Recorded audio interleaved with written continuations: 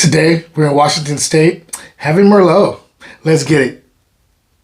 Welcome to another episode of Wine Still of the Week, where I go find a bottle that is under $20, is punching above its weight class.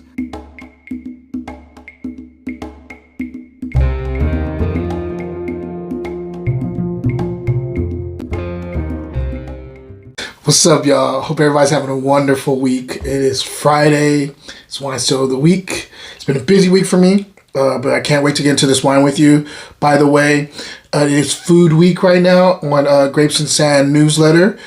So if you haven't subscribed to my newsletter, please do. I'm telling you, I'm trying to make this thing like one of those one-stop shops where you're just getting a lot of great information about food, wine, publishing, fiction, all types of stuff. So if you're into any one of those things, go subscribe. There's a free subscription. You want to pay and support, you can do that too. But I'll get into that at the end of this. I'm ready to get into the wine. I need to drink. So today we're in Washington State, guys. We're having a Merlot. Can't wait to get into this with you. This is called Benton Hills Merlot out of Columbia Valley. It's 2020, I believe. Yeah, 2020. I can see that. And let's get right into it. Just felt like a Merlot today for whatever reason. Haven't had one in a while. I wanted to do it on camera, so let's get into it. On the nose. The thing that's jumping out at me immediately is I'm getting like wild raspberry and cranberries, which is interesting. I don't normally get cranberry out of Merlot, but I like that. That's a nice little red change of pace on the fruit. I'm getting blueberries too.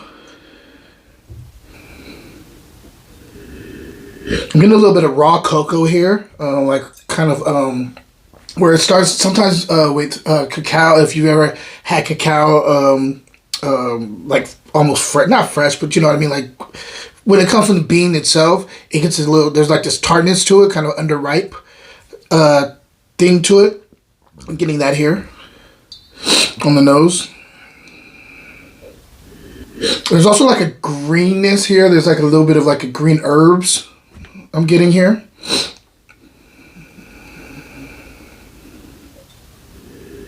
I'm getting a little leather.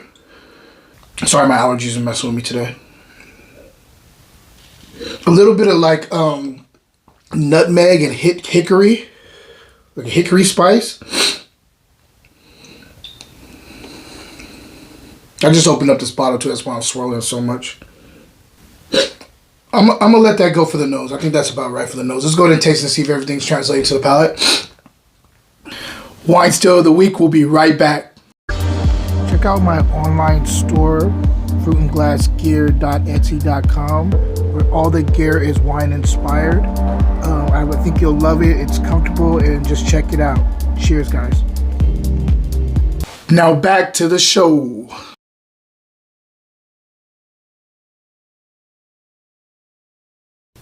It's delicious. Let's go ahead and talk about structure first. Acid is medium. Tannin's medium, but this is a higher tannin Merlot in my opinion. It's almost getting to like a medium plus. It's like right there tiptoeing that line.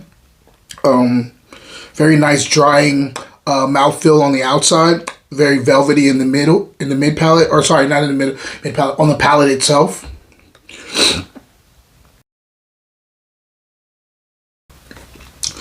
The raspberry is throughout the palate. You get a little bit more of the cranberry as a second, like in the second quarter of the palate, and that both of those extend to the finish. There's a little bit of pomegranate going on here too. I'm catching in the mid palate.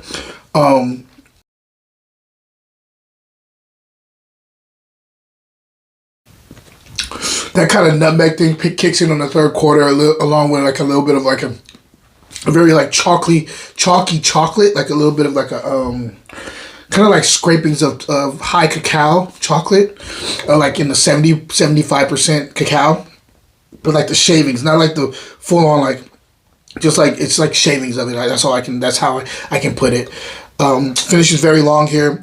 I would say this is a medium plus bodied Merlot. No dips in the palate at all. Pretty seamless on the palate. I'm now getting the blueberries are starting to kick in now too. Also joining in kind of the second or third quarter, like in the middle. to the finish. A little bit of a plum skin thing on the finish too. I really like this wine. I think this is the more this is opening up, the more complex it's starting to become. It also still has delicious factor going on here too, so I'm digging it. Yeah, I highly recommend this wine if you can get your hands on it. I got this from. Okay, so I got this from the grocery outlet.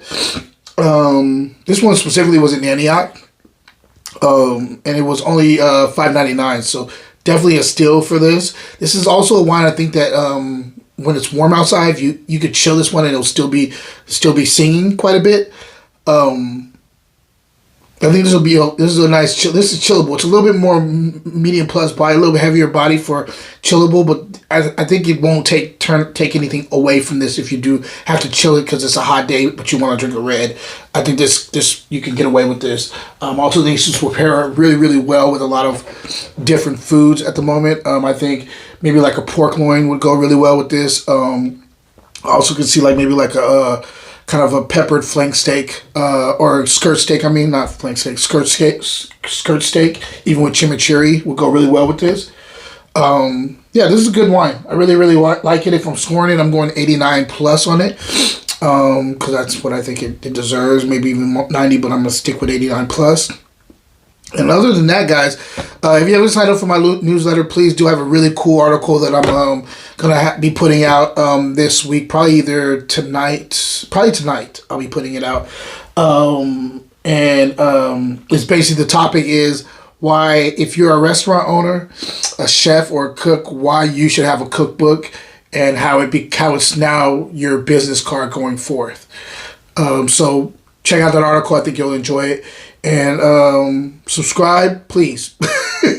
Anyway, guys, question of the day. Where do you think, other than France, where do you think the best Merlot is being grown right now in the world? Until next time, guys, cheers.